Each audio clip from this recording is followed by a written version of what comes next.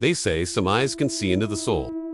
But Sarah Musben's eyes, they were said to kill. The story begins in Sweden in 1930.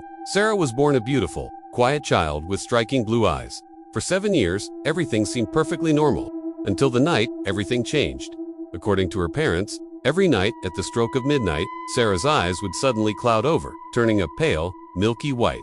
She would scream in agony, clutching her head, crying that a demon was trying to control her body. Then, just as quickly as it started, she would fall completely still. But during these terrifying episodes, Sarah wasn't unconscious. She would sit on the floor, frozen, and stare at people with what her parents came to call the hateful look. It was a dark, cold, twisted expression that they swore felt like a physical curse. Soon, whispers turned into rumors, and a chilling legend began to spread.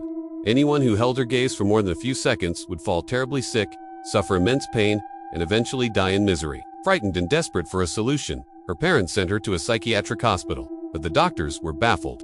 No diagnoses fit, and no medication had any effect. Every single midnight, the episodes returned without fail.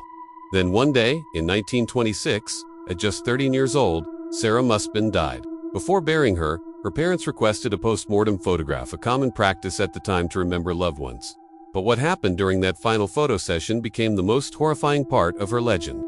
As the photographer adjusted his camera, preparing for the shot, Sarah's dead body suddenly opened its eyes. Her eyes, now completely black, slowly scanned the room. Every person present froze, paralyzed with terror, unable to move or even breathe. And then, she closed her eyes again, returning to her still, lifeless state.